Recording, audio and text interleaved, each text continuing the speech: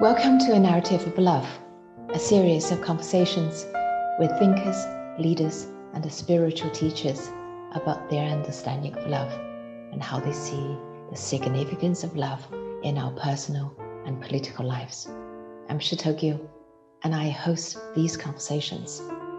Our guests today are Theresa Chuang and Chris Zheng, the co-founders and co-directors of Farm Sincera in West China. Theresa was born in Taiwan, spent most of her youth traveling across the globe in the pursuit of education, as well as immersing herself in different cultures.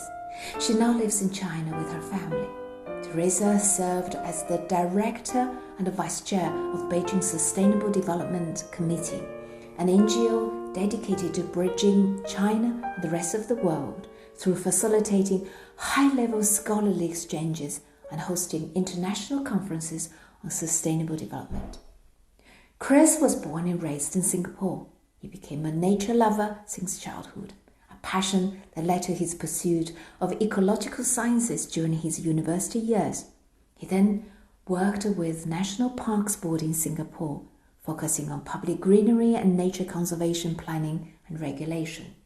Chris met Theresa in 2015 and left Singapore for China to join her and to support Beijing's Sustainable Development Committee's global effort. Theresa and Chris co-founded Farm Sincera, a project that creates spaces for demonstrating organic farming and regenerative agricultural practices and for illustrating the importance of the ethical values underpinning China's ecological civilization. Theresa and Chris, so delighted that you could join me in this conversation. Shall we start briefly with your life histories? I know that neither of you were from mainland China, and you have now both settled in southwest China and are directing various of enterprises and projects there. So tell us how you have arrived here. Well, and for myself, I was actually very much inspired and guided by my parents who came to China 20 years ago. So,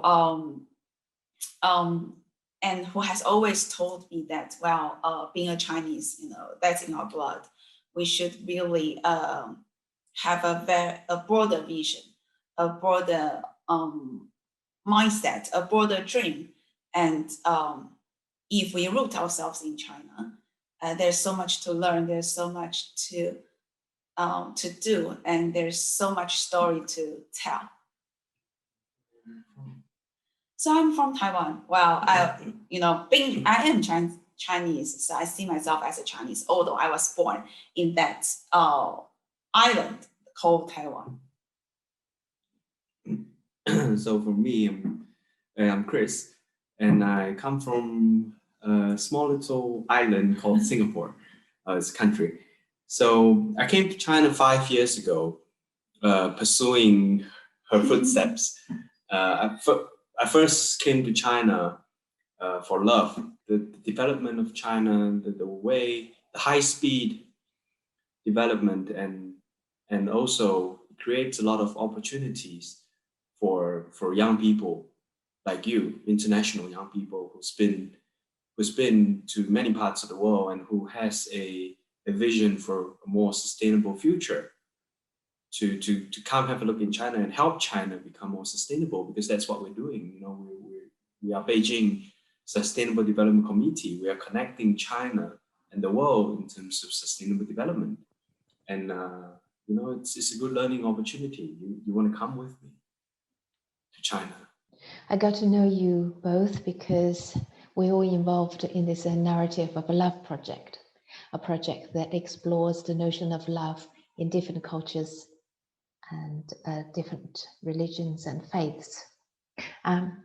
So what brought you to the work in the first place, and what have you learned about love through supporting this project?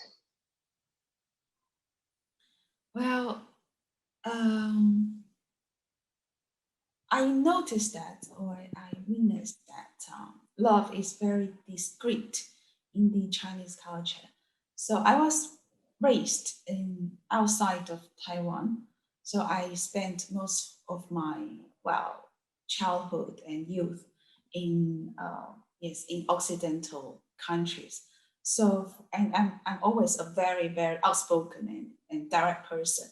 So I never realized that, oh, actually, love is very discreet and it's very subtle in the Chinese culture.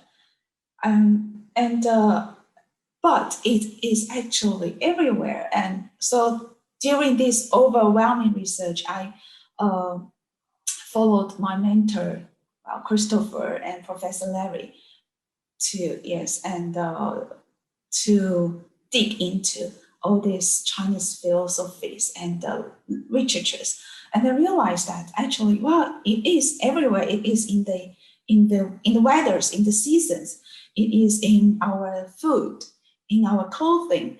It's actually, and yes, I think the the one component that really amazed me was it is actually in feng shui, wind and water. So basically, it is in the built environment, in the urban planning.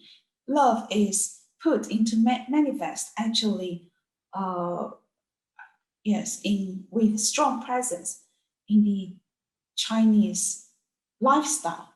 It's like a way of being in a sense. It's very different from the Western world where individual love between two individuals, man, woman, woman.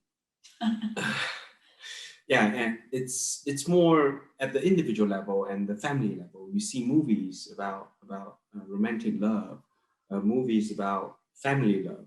You know, heroes saving their family from disasters, and it's at a very personal level. But from the Chinese or the Eastern context, through the conversations with Professor Larry, and Christopher, you know, it made me realize that the Chinese expression of love, it's more at a more discreet, at a way of being, in a sense. It's more closer towards the better word in English for it would be harmony. You know, love, it's harmony. Harmony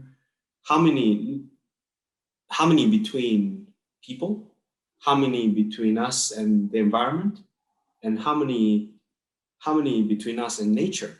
Uh, you know, it's in Chinese ancient philosophy. You can see traces of this line of thought, or this way of being mentioned, and I think it's really interesting. Since tomorrow we start the tomb sweeping festival, Qingmingjie. I guess that's a very significant symbol because when we bury our ancestors, our families, we, while following the Chinese tradition, we find a very good location for the tomb, for the grave, Yeah, the tomb. for the grave. So that's so we tend to, within our ability, identify the best feng shui for the tomb or grave because we believe if our ancestors are so well respected in the form of good feng shui, all the offsprings will be very much blessed. So how is that explained? Well, at least I don't know the reason, but I guess it's a connection based on love that ties the generations and generations together. You have both been engaged in multiple projects in China and globally. What are they, and how are you going about them? When we first moved to Chengdu, we started with running an organic farm. For me, that's it's a hub. It's an incubator for young talents because a farm, I believe, it's more than just growing crops and vegetables. it being a part of the macro eco-civilization, we need to have creativity, taste of beauty. We need to be able to communicate with each other and tell beautiful stories of the rural villages. So we need to, yes, and we also need to build. We need to do a lot of things with our own hands, craftsmanship and painting and gardening and so on and so forth. So for me, it's a perfect birthplace for young talent. Then before being a farmer, I was more working in the area of civil diplomacy, basically doing all kinds of initiatives as you just described with my ability of languages. So we are also involved in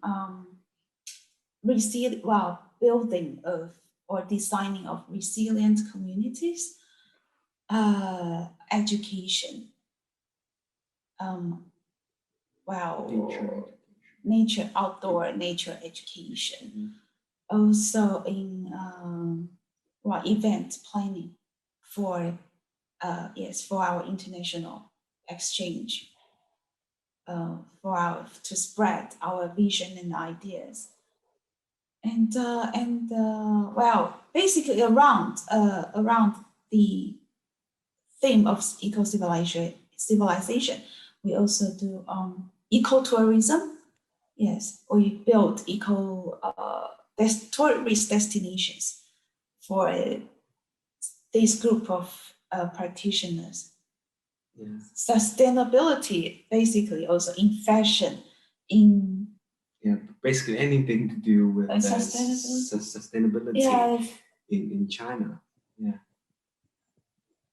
And we try to do it by many different small projects as a demonstration. That's how we do our projects. When we find, for example, farming, we have Polo Farm, which demonstrates sustainable agriculture and combined with ecotourism.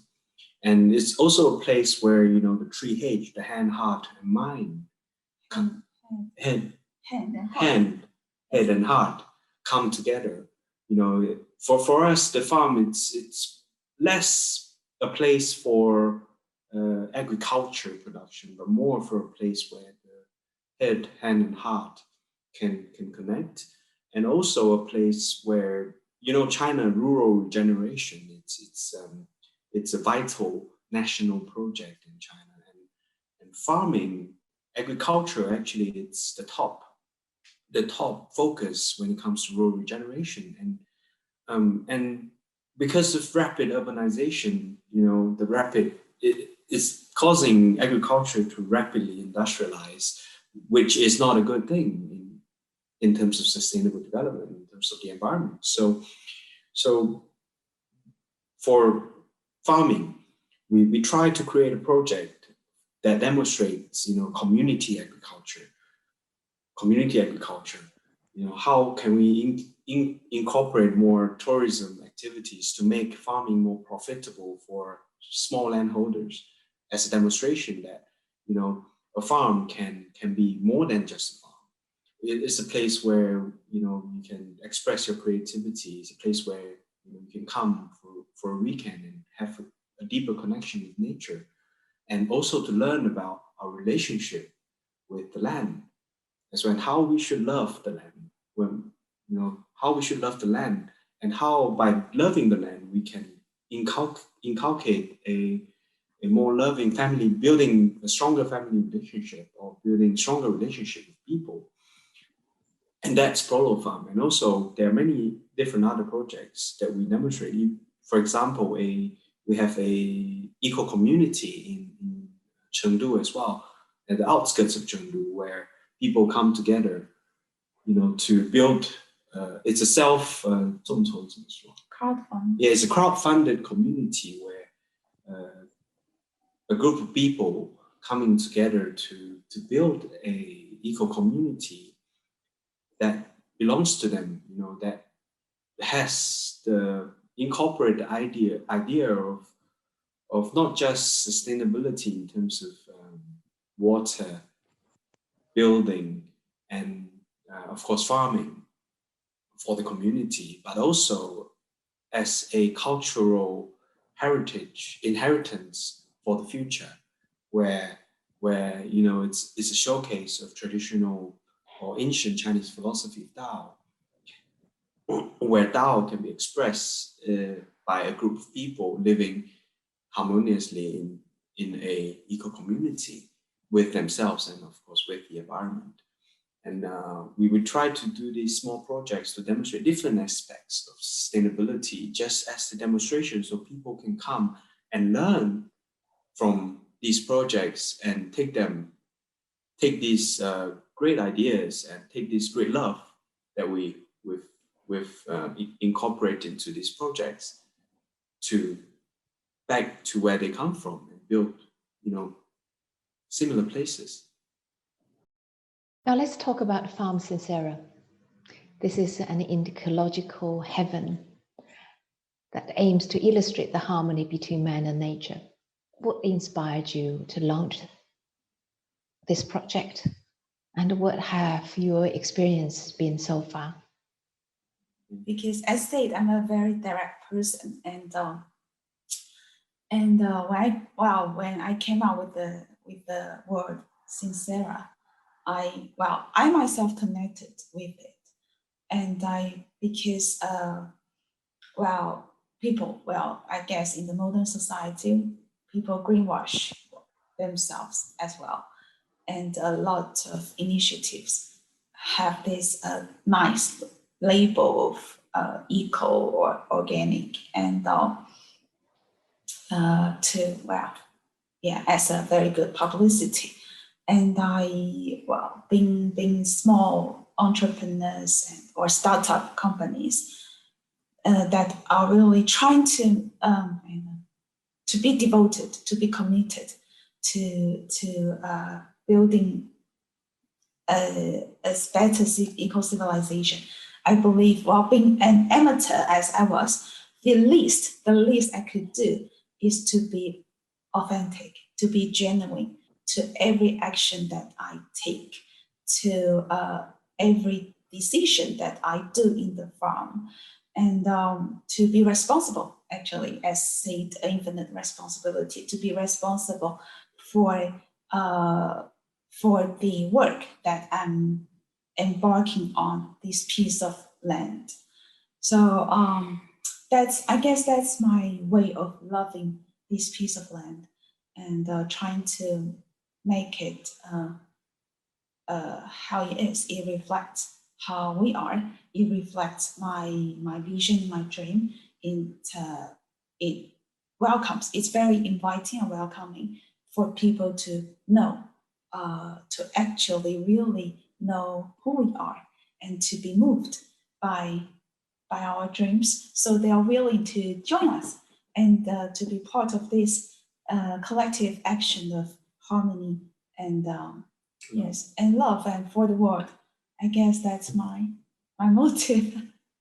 It was a really neglected old house inside this garden, our partnering project, Noble Garden, and I just couldn't bear to see the ruins in this beautiful garden, and I thought, that's the least I could do to make the environment nice for everyone. And since it's quite a small farmhouse, I should be able to manage it and handle it. So I invited all my colleagues to get our hands dirty, and it's also a great opportunity for me to make that farmhouse designed according to my personal taste. So my father Christopher and I put all our antique collections from all these years traveling, in back and forth between Europe and here, and that's the harvest of our flea market shoppings. So we decorated it with these tokens of our memories, and made it a very nice small launch clubhouse for our friends. Yeah, and it has a really interesting name. It's called Sincera Library, but there are no books within the library. We wanted to create a place where knowledge can be freely exchanged and freely obtained. I guess, yes, we called it the library because it has infinite wisdom. When parents put children under huge pressure in order to perform well and in order to pass exams, achieve better results, and beat all other children in order to enter a limited opportunities, be it higher education or workplace. This is a vicious circle because in each step, whether parent or the system itself rob the child of his or her well-being. So what is the opposite? How we can nurture a virtuous cycle of well-being? Family education has to be modernized and re-emphasized for the well-being of everyone. And outdoor education now has to be part of the national curriculum, and from kindergarten to higher education, that certain hours of each week and each term need to be allocated to outdoor education. Outdoor education. With this national measure, children are obligated to play, to do things with their own hands outside the walls. And well, I anticipate that the parents will see the difference, will see the changes in their children. They'll become more curious, courageous, well, just independent, well, or simply just happier. And the parents would get gradually, I guess, I believe, adopt a new attitude as well. And it is actually getting better and better with younger generations. So parents of my age, I see more and more parents of my age are actually adopting this new attitude. And so more and more, it has now, I believe, will become the new trend. Yeah, and I think it's always, I mean, it's a fact that the current society, or the current education system, is based on competition and based on, and also the parents being sacrificing well-being for the child's well-being, for the future well-being, current well-being for the future well-being, but they're actually sacrificing both. But that's the current trend. So what we're trying to do, or what we can do, is to create that, like I said, the demonstration, the space in the near the city, where there is a connection point, where it acts as the projects we create actually acts as a sort of like a node, or a place where that connection with nature can happen. You know, it's not too far away, it's half an hour's drive from the city, and parents can bring their children here for a weekend to experience farming, or to spend the weekend closer to nature. And we have programs for the children and the parents to spend their time connecting with nature, or to spend their time creating something, to work with their hands, to make something, you know, to get creative. And we do that kind of space. And if we are successful, people will follow.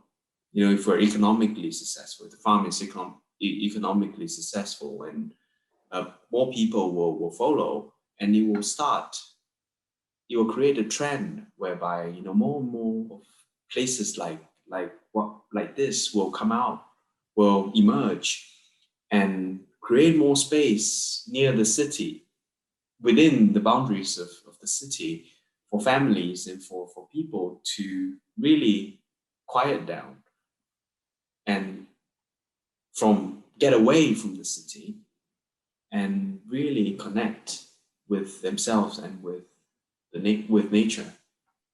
By introducing such rich activities and experience, do you feel that the children want more? Do they ask the parents to come back again and again? What is it that they're looking for? What is it they would like to return to? They've made friends with me, with the farms, with the animals. They've named the chickens, and they do want to come back. And that's when their parents become friends with us. What we try to do is we make parents, you come to our farm, we make them join in the experience with their children. And a lot of times you actually see that the parents discover an aspect of the children they've never discovered before. They've never seen their children so free, so expressive. Yes, we have organized a series of meditative seminars, and during the meditation, so our friends bring their 5, 7-year-old kids with us, and they sit together with us, they meditate with us without making a noise. Really, I know if I didn't expect that. I don't know if it's me underestimating them, or it's their natural being. They just totally got it. Let's talk about harmony for a moment. We know Taoism, harmony is the center of Taoism. And Taoism is the philosophy of faith that places nature's way, or the Tao, at the heart of reverence. However, China has gone through profound changes since the Cultural Revolution. And like most Western countries, China practices a growth-oriented economy. And this inevitably has tremendous impact on our planet's ecosystem. And this would be seen as a serious erosion of nature's way, ignoring the Tao. At the moment, ecological civilization has been written into Chinese constitution. It may be seen as serving as an ethical framework for the country's environmental policies, business laws, and more importantly, for education, as you have illustrated. Now, the question is, in what way do you think ecological civilization may be a starting point for a return to the classical Chinese ways of being, such as the Taoist approach, and that based on ecological principles and harmony ethics? And equally, do you think practices, spiritual practices, such as the Taoist practices, might enable people or society to equally return to that harmonious state of being? It is indeed a very grand concept, or if I interpreted it correctly, it's a sustained culture, which means that most people or young people aren't able to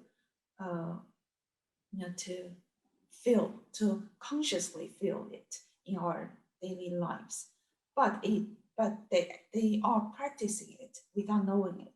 For example, our friends, so in our 30s, we are, we also live an anxious life because of the very fast urban rhythm.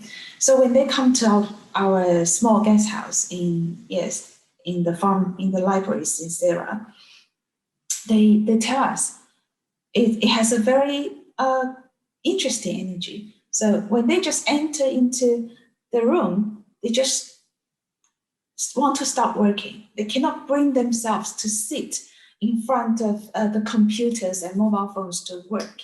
All they want to do is to relax, to chat with us, and to have enjoy being themselves and laugh. And I believe, okay, that really gave me a great deal of satisfaction. That I believe, okay, that's good. It has worked. And so at the end of the day or at the end of the weekend, we just relax. And when we relax, the inner love, the inner reverence just flows out naturally. And then we would end the day, the weekend, with some labor in the farm, such as cleaning the chicken house, picking the grass and sweeping the floor, and we find ourselves in total peace. So I believe that's practice. That's how we understand eco-civilization. So if the government could really speak the narrative in a more, or break it down with some very, how to say, real experiences, or how would I say it, authentic experiences, it could be really much more appreciated by common people.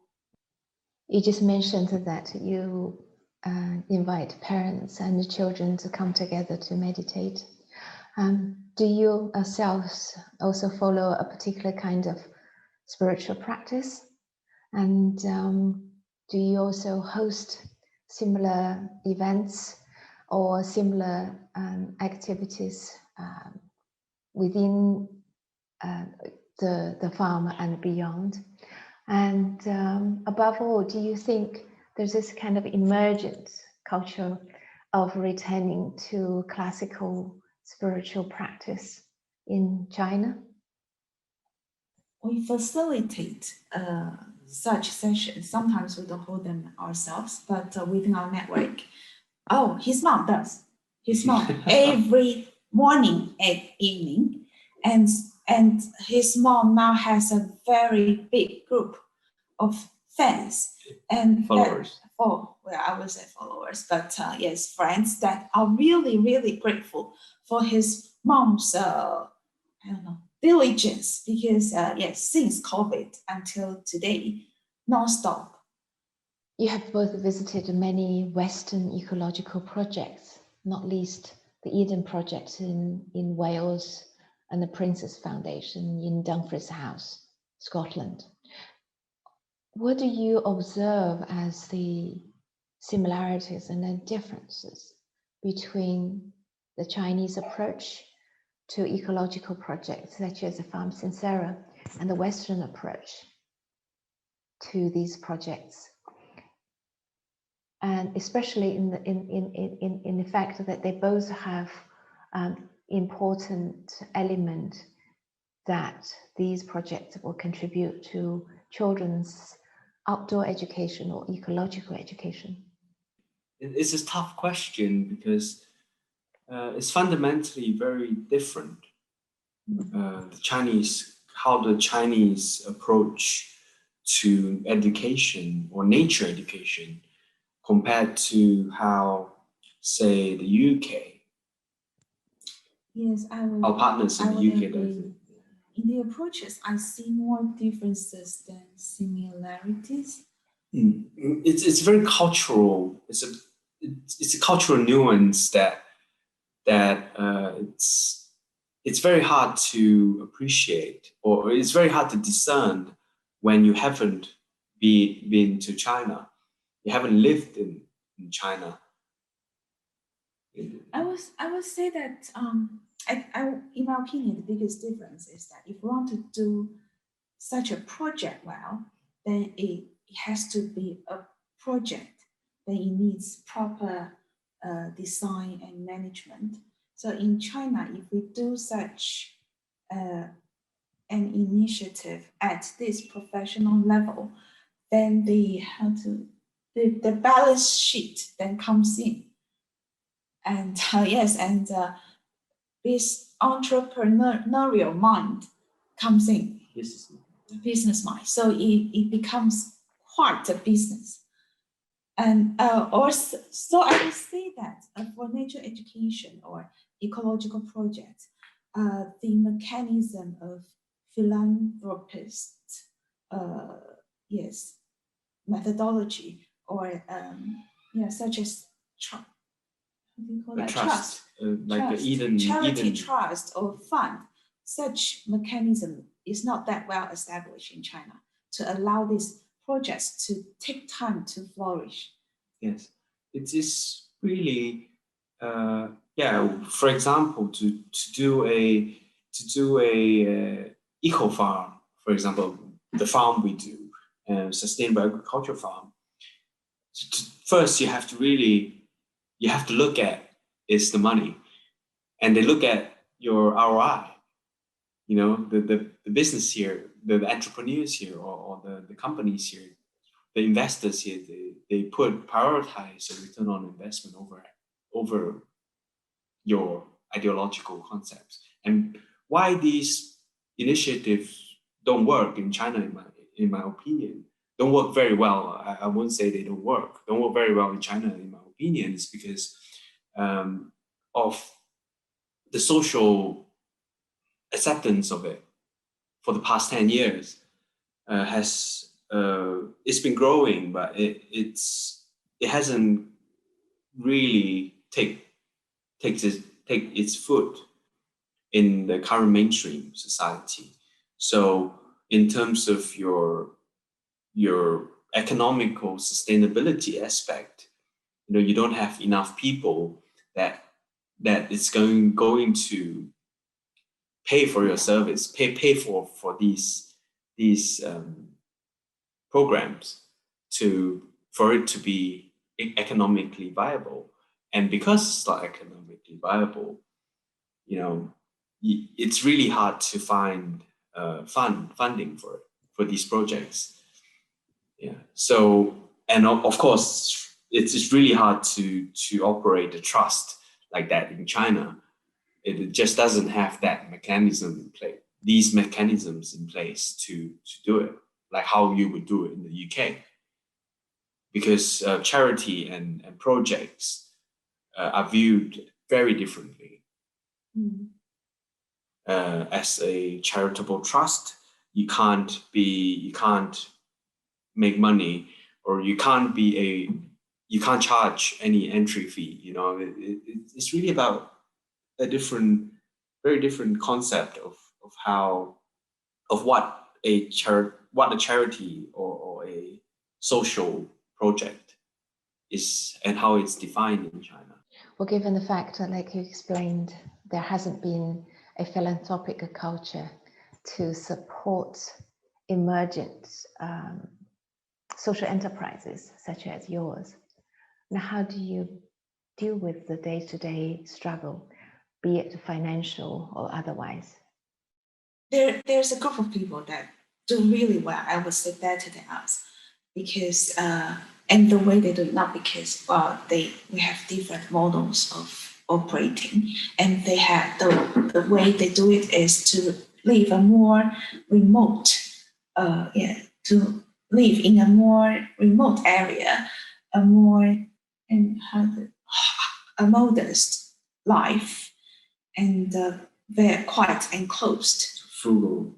Yes. Yeah, it's enclosed community. So there's a group of people who shun from society to practice the way of being with Tao, to practice Tao, and their idea of Tao is to be secluded from society, and And I guess the way we want to do it is to weave or to put a seed of sustainability into modern and urban lives, into society, mainstream society. Yes, and so we reach a balance, and so the young people could feel that they could live this lifestyle very naturally without having to have the sense of sacrifice or isolation.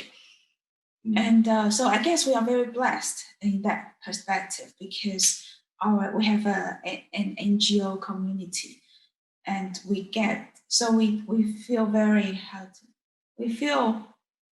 and we do get a lot of moral and project support from this very tight community. Yeah, it's really a choice for us to get. So back to what I was saying, a lot of people when you think about practicing the Tao or when you practice Buddhism, it's really to go to a temple or to live in seclusion and to live in the mountains, to be connected with nature. But to me, actually, to us, we chose to practice Tao in mainstream society, in a sense whereby we try to make the ideology of sustainable development, the ideology of harmony, more mainstream. How do we do it for mainstream people? How do we influence mainstream businesses to steer towards sustainable development and to practice the values of harmony and the traditional values, Chinese values. And we do it via business, via running a business. We're actually, what we do, it's very similar to a charitable trust like a social enterprise, but we are actually a business, because there are no official, or there's no designation for a social enterprise in China. So we're actually a company. We're doing all these things, or all these projects with social values, but we try to balance it with economical values. We try to have sound business models to do it. And of course, we have very strong support from our close network of friends and so I guess, how do we overcome these struggles? Firstly, I think we are we depend on, philosophically, we depend on miracles. That's our belief. And pragmatically, we are quite an eye-catching couple in here. And I guess so, by being good narrators of young people coming to devote into rural regeneration. And we create narratives. We create very exciting narratives for the media, for example. That's how we overcome the challenges. We think of really, really attractive ideas and narratives, so that people pay attention to us. Example. So when they pay attention to us, they offer us some business, commercial opportunities, and which we accept openly. But when we implement on these projects, we make sure that it is abide by our conscience and values. Authentic and our values. So for example, we will run events with taglines, young Taiwanese people, young Taiwanese teens going back to Chinese villages to help with rural regeneration. With this attractive taglines, and we actually do it. We invite young Taiwanese teens to China, and that is already in China, to join us and learn how we operate the farm, how to farm, and contribute to rural regeneration. And that's a very attractive topic actually to the government, and they will show us support for these sort of things. Now, to draw this to a close, how do you practice the principles and the values of harmony and love in your own everyday life? Maybe I haven't really seriously thought about this question, but the moment you asked that question, I feel in China, love is more about taking care of each other.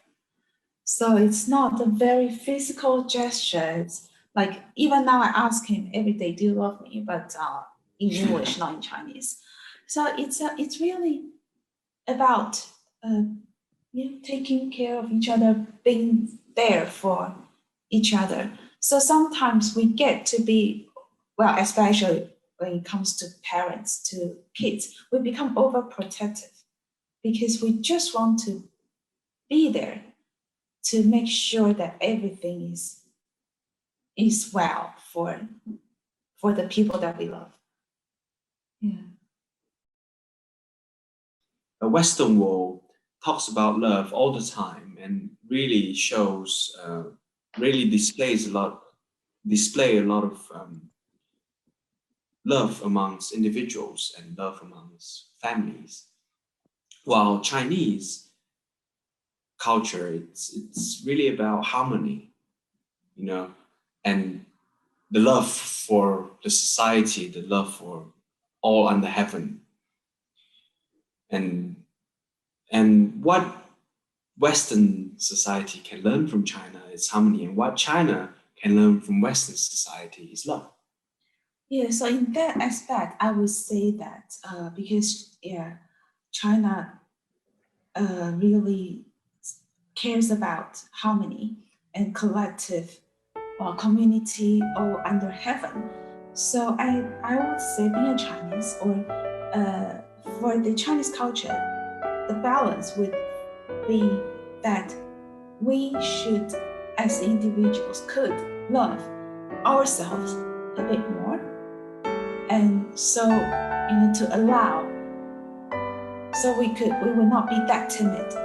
We could allow ourselves to be more expressive. So we could and more, free. Yeah, to express more love between each other. And to have that more bonding between each other. Yeah. Thank you very much, Theresa and Chris, for sharing so generously with us your narrative of love.